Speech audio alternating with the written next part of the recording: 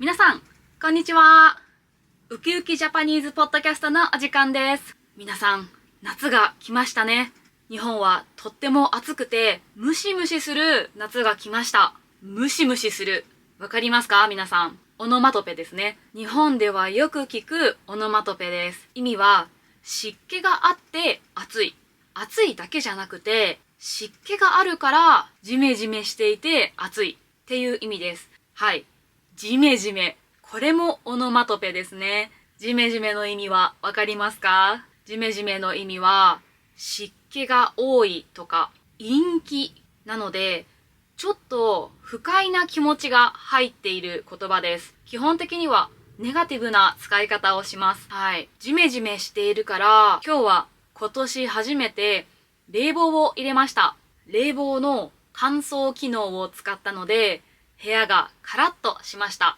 部屋がカラッとしたので、ベタベタした肌もサラサラになりました。はい。オノマトペだらけですね。こんな感じで日本人は普段からオノマトペをかなりたくさん使います。オノマトペは本当にたくさんあります。今回はそんなオノマトペの中から夏に使うものをお伝えします。これからの時期に大活躍するオノマトペなので、ぜひ普段から使ってみてください。チャンネル登録といいねお願いします。はい。まずはさっきご紹介したベタベタですね。汗をかいてベタベタするとか、糊が指についてベタベタするとか、そういう風に使います。ベタベタの意味は、くっついているとか、まとわりついているっていう意味ですね。これは基本的にはネガティブな表現です。例えば、子供が親の腕にまとわりついて甘えるときに、親が暑いからベタベタしないでって言ったりしますね。あとは、カップルがね、人前で離れない様子とかをベタベタしているとか言います。でもね、夏は暑いのでカップルが外でベタベタすることは少ないかもしれないですね。暑い時にベタベタすると汗で肌がベタベタするので気をつけてください。はい。ベタベタの反対のサラサラもよく使うオノマトペです。例えば、湿気が少なくて乾いている時とか、それで肌触りがいい時とかに使います。風が吹いていて気持ちがいい時とかに、今日は風がサラサラしていて気持ちがいいねという風に使います。あとは、風で草がサラサラしている、揺れ動いているイメージですね。ジメジメとかベタベタはネガティブなイメージですが、サラサラはポジティブなイメージが強いオノマトペですね。例えば、髪がサラサラしているとか、ビーチの砂がサラサラしているとかっていう風に使います。なんだろうな、流れるような動きをしていて、肌触りがいいものがサラサラです。はい。じゃあね、ビーチに行きました。砂がサラサラしています。子供たちは水でピチャピチャ遊んでいます。ピチャピチャ。どんな音かイメージできますか？水に触るとピチャピチャって音がするんですよね。ピチャピチャは水の音とか水遊びをしている時の音、そういうイメージです。水たまりで子供がピチャピチャ遊んでいる。こんな風にね、使います。ちょっとだけ遊んでいる、小さく遊んでいるみたいなイメージなので、基本的には子供がちょっと遊んでいるっていう時に使います。なんだかね、可愛らしいイメージです。じゃあ大人が遊んだらどうなるのっていう話ですよね。もっとね、大きい音を立てて、大人が思いっきり遊んでいるってなると、音はバシャバシャとか、ザブザブとか、そういう風に表現することが多いです。音がね、ちょっと濁りますね。ザバザバ、バチャバチャよりも、ピチャピチャの方が可愛くないですか？どうでしょうか？皆さんのイメージはどうですか？日本人はほとんどの人がおそらくピチャピチャの方が可愛いって言うと思います。音から得られるイメージっていうのも結構大事だと思います。はい。では、夏にはビーチに行きます。今日はとっても暑い日です。太陽がじりじりしていて暑いです。はい。じりじりは太陽の熱が熱い様子ですね。でもね、実は他にもあって、ちょっとずつ近づくっていう時にも使います。例えば、ライオンが獲物に向かってじりじり近づいていくとかっていう風にも言います。じりじりって基本的にはちょっとずつゆっくりとみたいな様子の意味が込められています。太陽もね、バーンって一気に焼けるんじゃなくて、ちょっとずつ焼けてしまう。そういうのがじりじりのイメージです。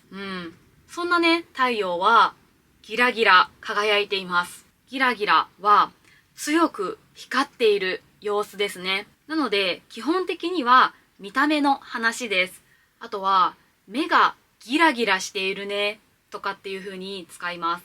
これはね、あんまりいい意味ではなくて、例えば獲物を捕獲しようとしているとか、何かを企んでいるとか、そういう時に使うことが多いです。必ずしも悪いわけではなくて、強い意志を持っている時に使うんですが、純粋さみたいな綺麗さっていうのはあんまり感じられないかもしれません。似ているオノマトペにはキラキラがあります。ギラギラはキラキラよりももっと輝いている、光が強い、そういうイメージですね。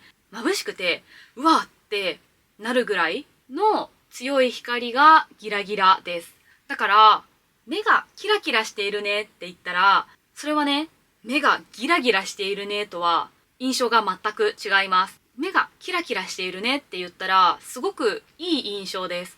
例えば楽しそうだなとか前向きそうだなって、そういう印象を受けた時に目がキラキラしているねって言ったりします。お星様がキラキラしているとか、そういうね、綺麗で純粋さのあるイメージを与えるオノマトペがキラキラです。だから太陽がギラギラしているって言った時も、あまり印象は良くないっていう意味に感じられます。眩しくて光が強すぎて暑いとか、あんまりポジティブではない表現ですね。ネガティブな表現っていうわけではないんですが、あんまりいいと思っていない時に使うことが多いと思います。太陽のね、見た目に関するオノマトペって実はあんまりポジティブなものがないんですよね。見た目とかじゃなくて、太陽のね、そのあったかい力に対していいオノマトペを使うことはあります。例えば、太陽が出ていて、今日はポカポカしていて暖かいねとか、いいことを言いたいときは、そういう風に使ってみたらいいと思います。はい。今日は夏に関するオノマトペをご紹介しました。共通点としては、濁点がつくとネガティブで、半濁点がつくときはポジティブな印象を与えるオノマトペが多いかなと思いました。半濁点と濁点、どっちもつかないときもポジティブなことが多いかなという印象です。もしね、オノマトペの意味に悩んだら、ちょっと思い出してもらえたらいいかもしれません。日本人はね、オノマトペだけで会話が成り立つくらいオノマトペを普段から使います。だからオノマトペを説明しようとすると自然と別のオノマトペが出てきてしまうんですね。日本人にとってはオノマトペって子供の頃によく親が使ってくれる言葉だったりするので、すごく馴染みが深いです。だから日本人の間では共通認識ですごく自然に出てくる言葉だと思います。基本的にはね、その見たものとか感じたものっていうのを感覚的に表現するのがオノマトペなので、だからこそ日本語を学習している皆さんにはそのね、感覚を覚えるまでは使いこなすのはちょっと難しいかもしれません。無理にね、使おうとせずに日本人が使っているオノマトペをよく聞いて音をイメージして言葉とつなげてみると覚えやすいかもしれません。使い方をね、間違えると印象がすごく悪くなってしまうので、ぜひね、注意しながら使ってみてください。例えばね、目がキラキラしているねって言いたいのに、目がギラギラしているねって言っちゃったら、相手は、私そんなに印象悪かったって思っちゃうかもしれません。迷った時にはね、素直に日本人に聞いてみると会話も盛り上がると思うのでおすすめです。はい。ということで今日の動画も最後まで見てくれてありがとうございました。動画が面白いなと思ってくれた人は、チャンネル登録といいねボタンよろしくお願いします。それではまた次の動画でお会いしましょう。またねー。